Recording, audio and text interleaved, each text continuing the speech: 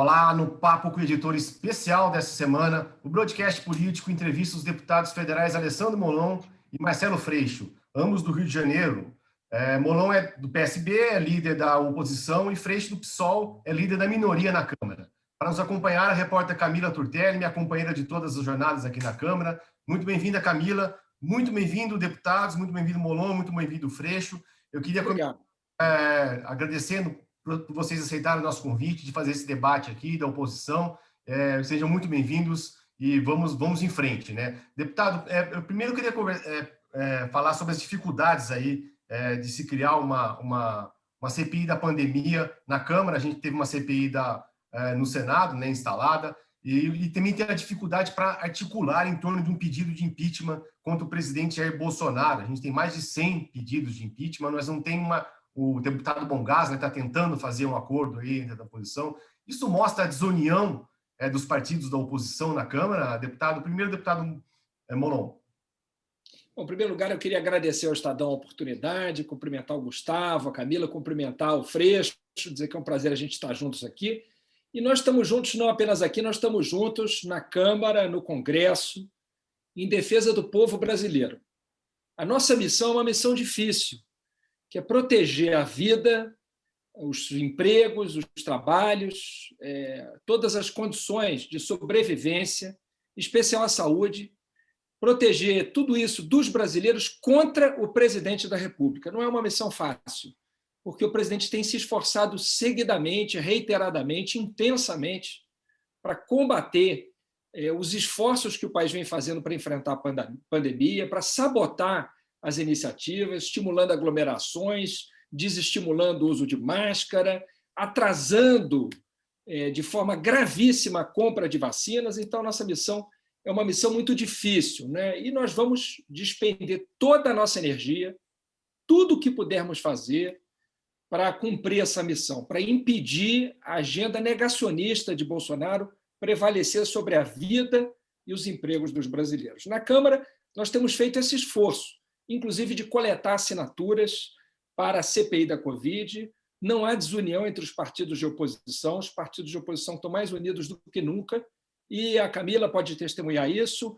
Eventualmente, as divergências que há ainda sobre o processo eleitoral de 2022, elas não atrapalham o nosso funcionamento na Câmara. Nós não temos disputas entre os partidos, nós simplesmente ainda não tivemos na Câmara a adesão que alguns dos partidos que aderiram à CPI no Senado ainda não se deu na Câmara. Partidos de centro ou centro-direita, por exemplo. Por isso, nós não atingimos as 171 assinaturas ainda.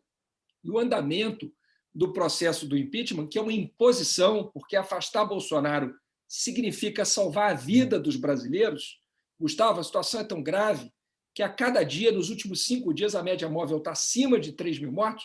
É como se nós tivéssemos tido 5 dias seguidos de um 11 de setembro, daquele atentado que derrubou as 2 torres gêmeas nos Estados Unidos e matou cerca de 3 mil pessoas. A situação do país é gravíssima, por isso é urgente afastar Bolsonaro. Agora, não depende só da oposição, depende do presidente da Câmara, depende de apoio na sociedade, depende de um sentimento do Congresso de que o país não suporta mais. Para nós da oposição, esse sentimento se deu no começo do ano passado, e lá naquela ocasião, muita gente dizia: não se deve gastar energia com impeachment, o importante é nos unirmos para enfrentar a pandemia.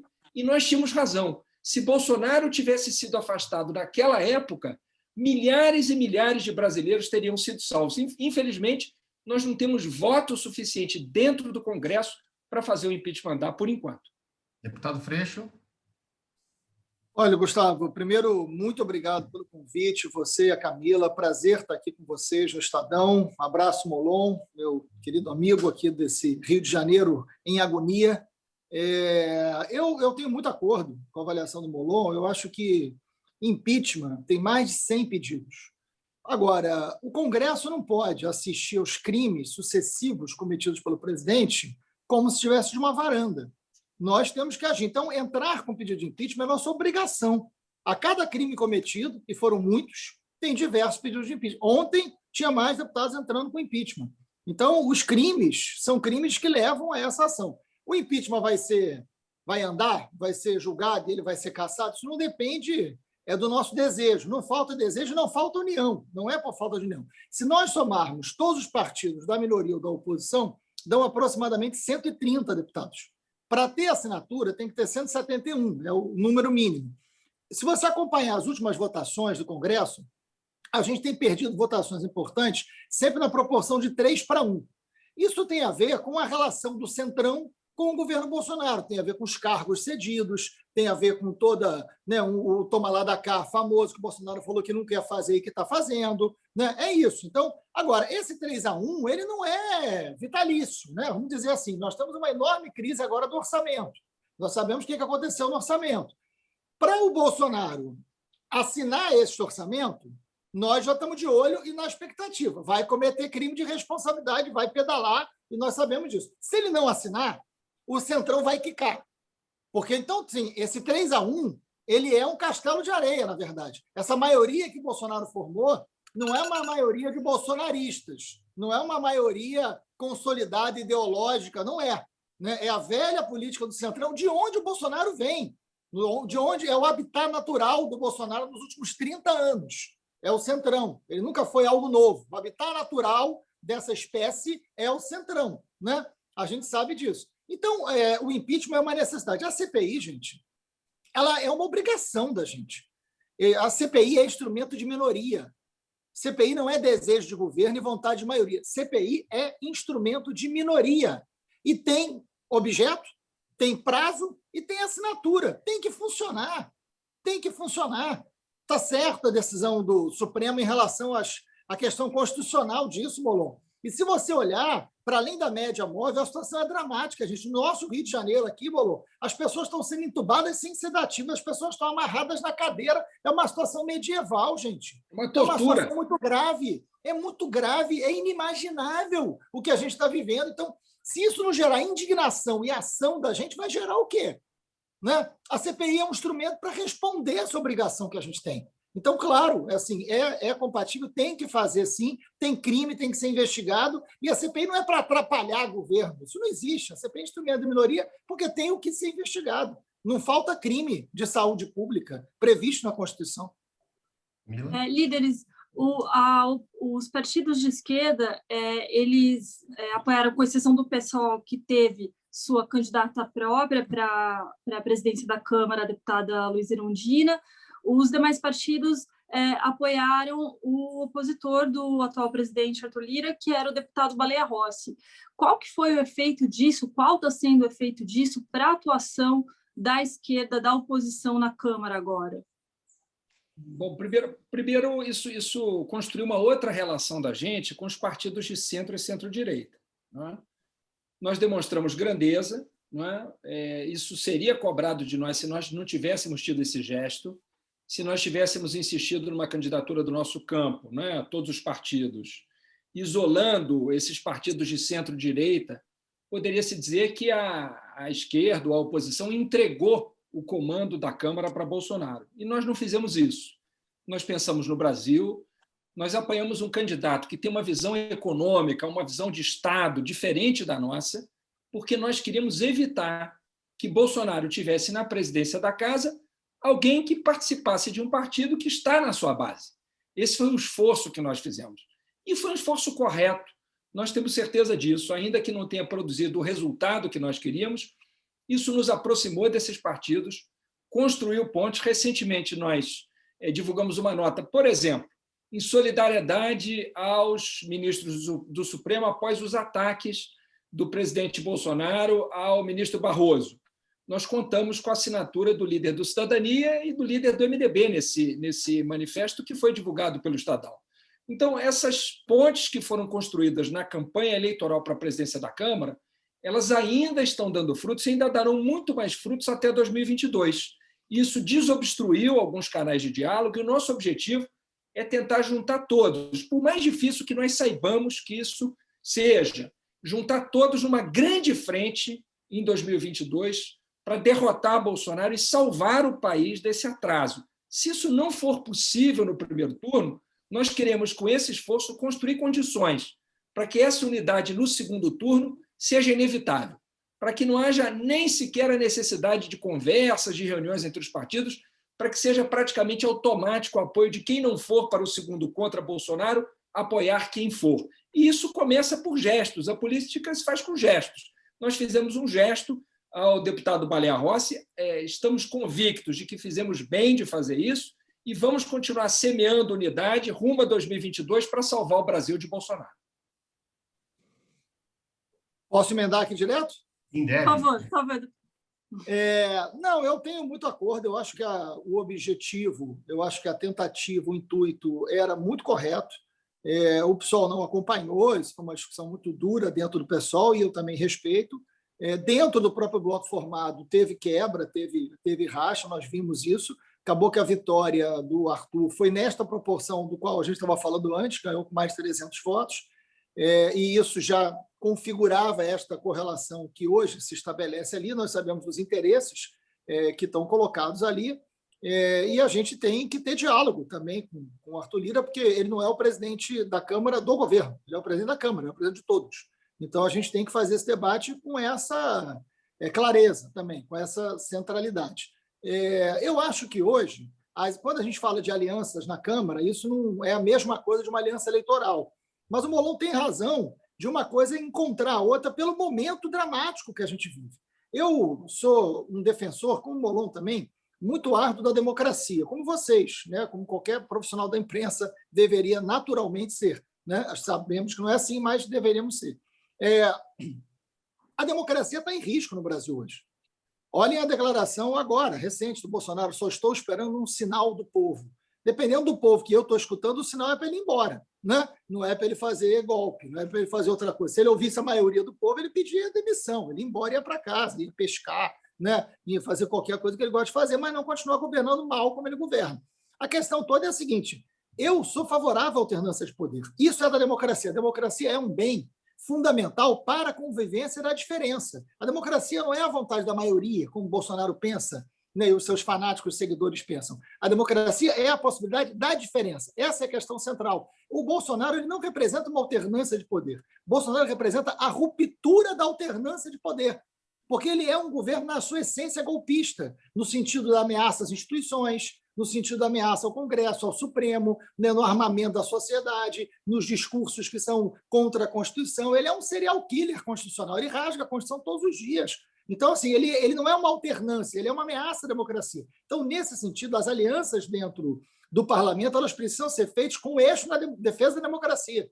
Então, tem diferenças econômicas, tem diferenças na política internacional, mas tem algo comum. A gente não está na fase, diante de um governo ditatorial como esse, a gente não está na fase de buscar o idêntico, a gente está na fase de buscar o que é comum. E o que é comum tem como pilar central a democracia. A democracia é o pilar central do que temos em comum. Acho que essa é a questão que pode nos levar a uma aliança agora dentro do Congresso e também em 22. Deputado, pode continuar você mesmo, Freixo. A gente está nessa linha ainda, né? O Molon falou da questão de ter os primeiros sinais de reaproximação de partidos de centro, como a questão do ofício enviado aí sobre questões internacionais, mas aliados do governo, né? No caso, três aliadas do governo, né? Ocuparam comandos importantes aí na Câmara, né? No caso da mesa diretora e também, no caso, a presidência da CCJ, da Comissão do Meio Ambiente e da Comissão da Agricultura.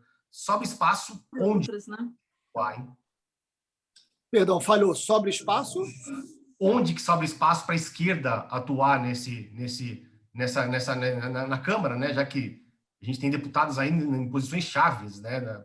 Na CCJ. Aliados do governo, né? Claro, não há dúvida que o setor de fanáticos, que é como eu chamo, eles estão ocupando, e nós estamos vendo o resultado disso, né? A deputada Bia Kicis, à frente da CCJ, é uma tragédia. Ela não consegue tocar a CCJ. Ela, assim que assume a CCJ, dá uma declaração completamente tapafúrdia e criminosa, estimulando o motim da polícia na Bahia em plena pandemia, né? Que não poderia jamais ser postura de nenhum deputado ou deputada, muito menos alguém que está à frente da Comissão de Constituição e Justiça, a comissão mais importante da Casa. E ela, no final das contas, não consegue fazer aquilo funcionar, porque fica no meio de uma guerra que eles são atores principais, pioneiros, são protagonistas desta lógica da guerra. Eu acho que a gente precisa estabelecer o diálogo no campo democrático, não é no campo da esquerda somente, porque, evidentemente, não é só a esquerda que defende a democracia no Brasil, nunca foi só a esquerda que defende a democracia. Então, o princípio da gente é, na defesa da democracia, compor um campo democrático e ocupar todos os espaços. O espaço da minoria da oposição, do qual a gente trabalha junto, e trabalha muito junto, a gente formou quase que um bloco só, né, Molon, de atuação, né? A gente não tem duas representatividades, é a mesma coisa trabalhando junto, é um sinal positivo. É um sinal positivo no que diz respeito a projetos, a organização dessa atuação. Agora, nós temos que atuar junto em todas as comissões, em todos os espaços de comissão, inclusive dentro do plenário. Eu, nesta semana, tive uma conversa com vários deputados que entraram com pedido de impeachment. Se você for olhar, os autores dos pedidos de impeachment não são só deputados da esquerda. Não são. São vários deputados de várias correntes ideológicas diferentes. Uma das coisas que nós fizemos a proposta, eu e o Molon, a gente conversou com os deputados essa semana, é que todos os deputados falem do impeachment, falem dos crimes cometidos por Bolsonaro. A gente não pode banalizar um presidente que tem mais de 100 pedidos de impeachment, porque são crimes cometidos e crimes que o resultado é a perda da vida do brasileiro, é a decadência, é a volta da fome. O Brasil hoje é um Brasil da fome, né? O que a gente achou que tinha superado com a luta do Betinho, a gente volta a conviver. 125 milhões de brasileiros com insuficiência alimentar. É o resultado dos sucessivos crimes e incompetências do governo Bolsonaro. Então, o espaço, a gente tem que tornar ele cada vez maior a partir de uma unidade que não seja restritiva, né? Que não seja acanhada. E eu acho que falar do impeachment já na semana que vem com todos os atores, inclusive com deputados da direita ou do centro, é um passo importante de ocupação do espaço político. Deputado Molon. Só interrompendo um pouquinho, e jogando daí para o Molon continuar essa resposta, o líder do PT, o deputado Bongás, está com essa ideia, né, falou sobre essa ideia de unir aí os autores de pedidos de impeachment, né? Tem ex-bolsonarista, né? Tem o Alexandre Frota, tem a Joyce Hasselmann, tem o pessoal do MBL, tem Cidadania, e tem diversos representantes da sociedade civil. Isso pode dar certo? O que pode ser feito? Eu não entendo muito bem o que os senhores enxergam que pode ser feito na prática sobre essa união dos autores dos Isso, pedidos. na prática, reforça essa unidade, né, Camila? Assim, a unidade ela não é um ponto e nem um ponto de chegada, ela é um processo, né? Você constrói unidade com quem pensa diferente, mas tem alguma coisa principal em comum com você, como, por exemplo, a democracia, o respeito aos direitos fundamentais das pessoas, à medida em que os desafios vão se apresentando e você vai convencendo e sendo convencido de que é preciso caminhar junto, né? Então, essa iniciativa da oposição, verbalizada pelo deputado Bongás, é uma iniciativa correta, de juntar todas as pessoas que são a favor do impeachment para mostrar isso não é uma luta de um campo político, isso é uma luta do Brasil, isso é uma luta para salvar a vida das pessoas. Essa é uma luta a que os setores econômicos têm que se incorporar também. O resultado econômico do governo é um completo desastre.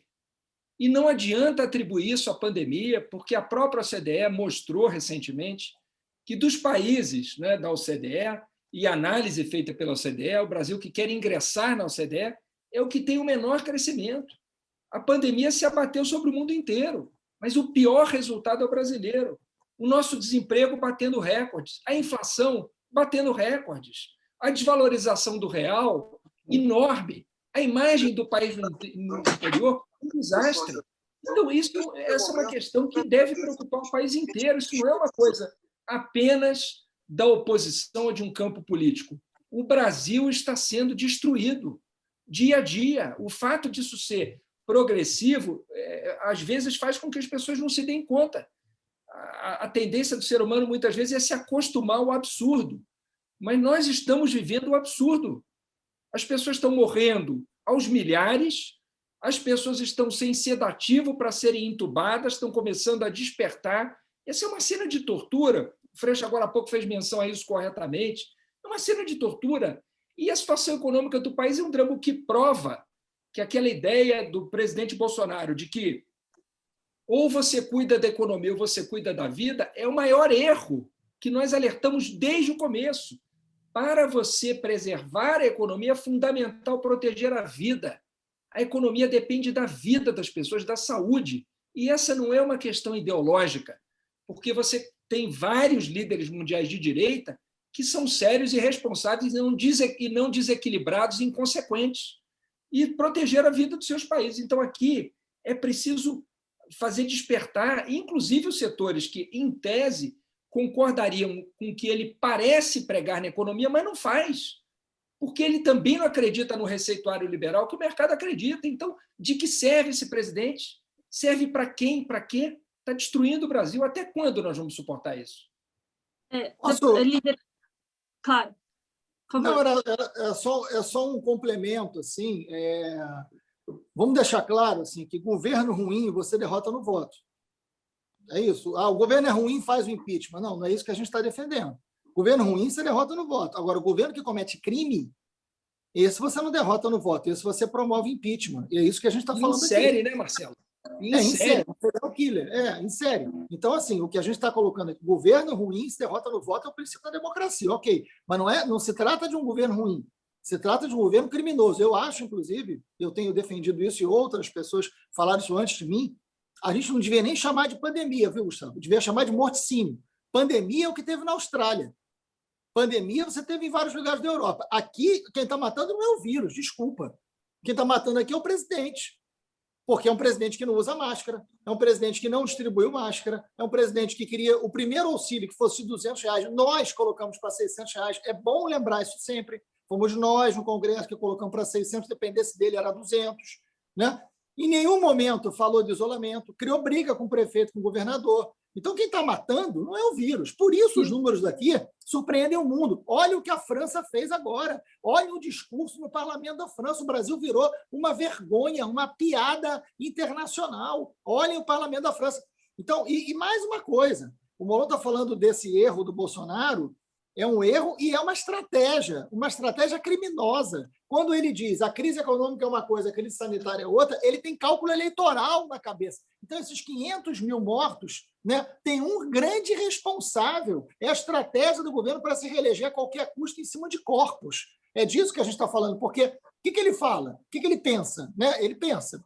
Pode parecer estranho, mas ele pensa. O que ele diz? Ele fala o seguinte, olha, a crise sanitária em algum momento vai passar, vai vacinar.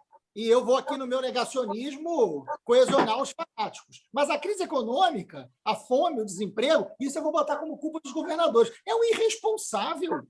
É um irresponsável. E isso aumenta o número de mortes e aumenta o número da fome. Então não é pandemia, é morticínio, e ele é o responsável. Por isso a gente tem essa postura aqui. Desculpa, líderes, eu queria só voltar um pouquinho sobre a atuação na Câmara, para tratar de uma questão que é muito cara à oposição, que é a obstrução. A gente estava falando sobre a CCJ, sobre a atuação da Bia Kicis, e a própria Bia Kicis falou que estava disposta a tocar um projeto, uma mudança no regimento interno da Câmara para reduzir o chamado kit obstrução, e aliados do governo, aliados do presidente da Câmara, Arthur Lira, falam que isso foi uma promessa de campanha do Lira. Os senhores veem espaço para isso avançar? Como que isso pode prejudicar a atuação da oposição? Eu, sinceramente, não percebo espaço para isso avançar na Câmara. Não consigo ver a Câmara fazendo isso. Naturalmente que, quando a oposição obstrui, a base do governo naturalmente se irrita, isso incomoda, evidentemente, porque desgasta, porque cansa. Mas, às vezes, quem precisa usar a obstrução é a base do governo. Às vezes, quem precisa derrubar a sessão no plenário, nas comissões, é a própria base do governo. Então, essa é uma ilusão, né, que muitas vezes se nutre na Câmara, de que é preciso mudar o regimento interno para acelerar as coisas, para facilitar os resultados, mas, às vezes, os resultados são bons para um lado e, às vezes, são bons para o outro. Então, eu não acredito, sinceramente, não vejo esse ambiente, não vejo essa disposição no presidente da Câmara. Temos mantido um diálogo muito respeitoso com o presidente da Câmara, um diálogo qualificado sobre a pauta da Câmara. Nós temos conversado com ele e não vejo nele essa disposição. Não sei se o Freixo percebe isso, eu não percebo isso na conduta dele, querendo mudar o regimento. Evidentemente que nós sabemos que a oposição é um instrumento que, como desgasta a todos, inclusive a nós, ele deve ser usado nos momentos certos, né? Não deve ser banalizado. Mas eu não percebo qualquer ambiente para se mudar o regimento interno da Câmara, não. Olha, Camila, tem uma música do Caetano que tem uma frase que eu gosto muito, que diz que o tempo não para e, no entanto, ele nunca envelhece. quem hoje está no governo pode pensar que amanhã pode ser oposição. E talvez seja útil, num tempo futuro, ter a possibilidade de fazer obstrução em cima de pontos centrais. Então, deveria ter um pouco mais de sabedoria antes de propor algo estapafúrdio, como você reduzir espaços de minoria e oposição, porque quem é oposição hoje pode não ser amanhã, né? Então, a vida é dinâmica, né? E o tempo também. Então, isso é muito autoritário, né? E como todo bom autoritário, tem pensamento curto, né? Então, isso vir da Bia Kicis não me surpreende. Agora, acho que o presidente da casa não deveria ter esse carimbo sobre a sua gestão. Seria muito ruim para ele uma política de perseguição e restrição de direitos da oposição, seja ela qual for. Nesse momento, somos nós. Então, não vejo espaço para isso, até porque nós fizemos, essa semana, né, Molon? Uma segunda-feira, fizemos uma reunião nossa da oposição com o presidente Arthur Lira, estamos criando uma dinâmica permanente de diálogo, e cá entre nós não estamos fazendo obstrução em todos os projetos por fazer.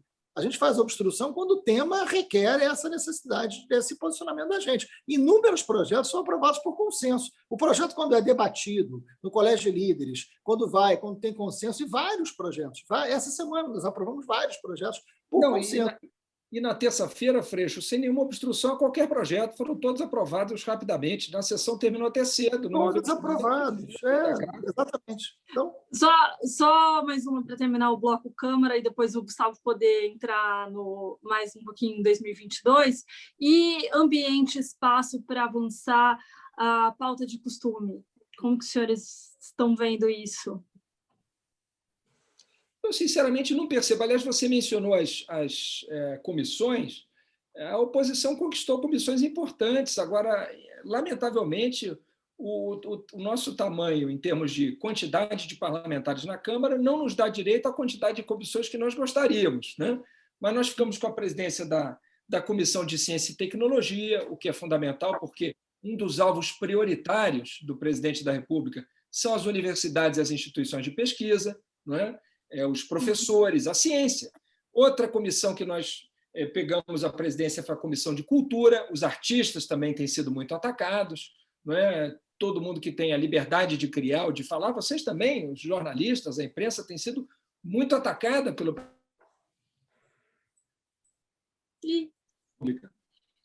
Aliás, a Comissão de Ciência e Tecnologia também de informação, não é?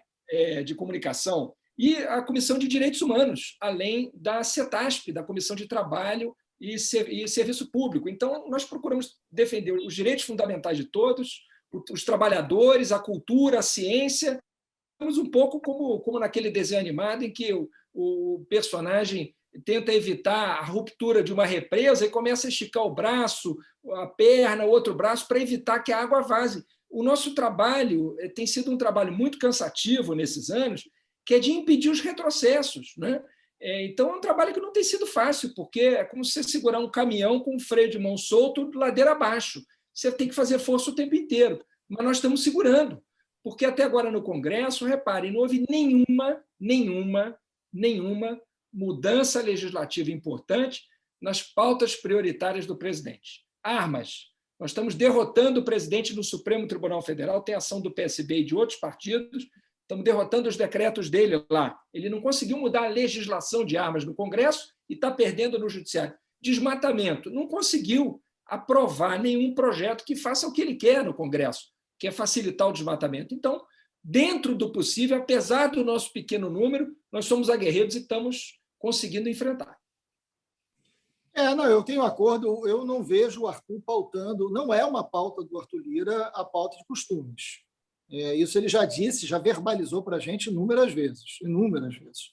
Agora, ele é evidente que ele tem pautas em comum com essa base. Ele não ganhou com 300 votos a partir de uma grande análise ideológica.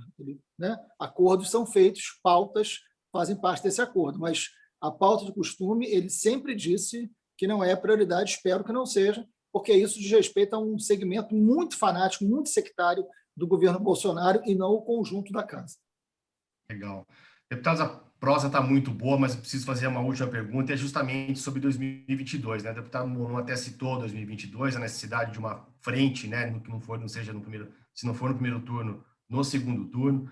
Eu queria saber dos senhores aí, se vocês imaginam uma frente de centro-esquerda já no primeiro turno, para poder derrotar Bolsonaro, né, que é o candidato, né, e quem seria essa frente, e se Molon e Freixo podem caminhar juntos aí no governo do Estado do Rio de Janeiro no próximo ano.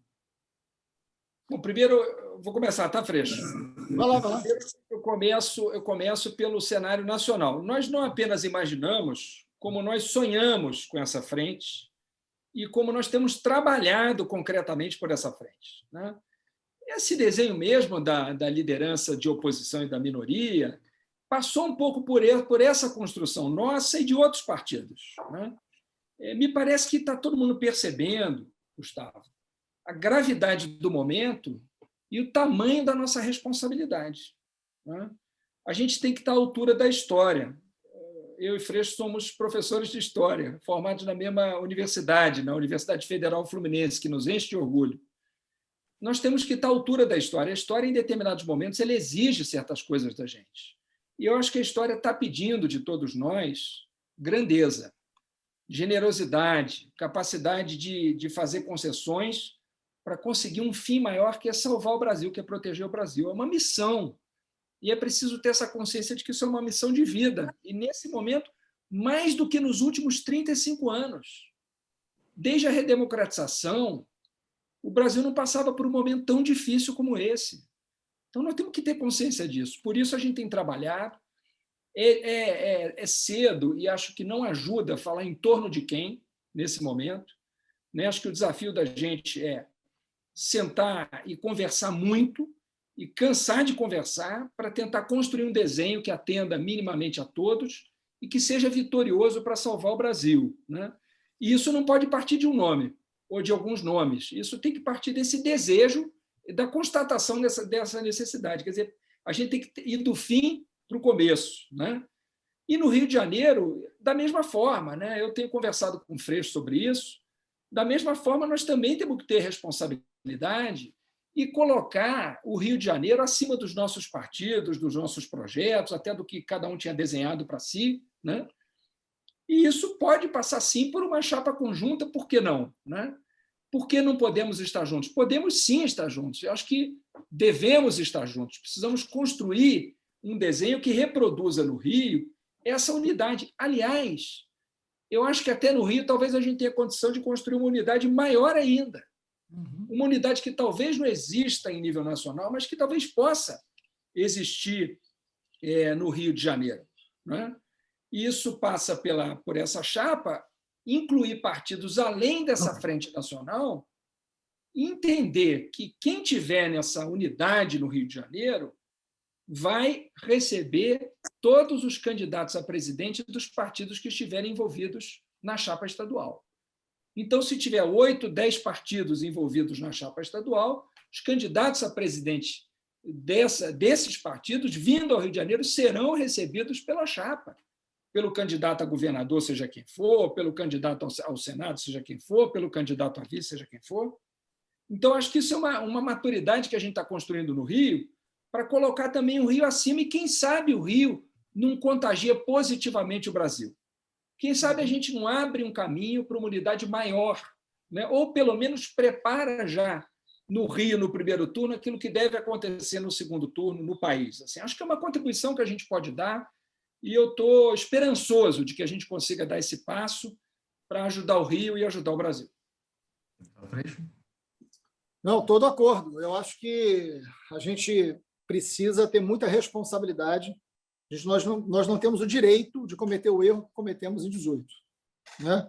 Em 2018, muita gente acreditou que o Bolsonaro pudesse ser algo diferente, diferente do que ele foi nos últimos 30 anos.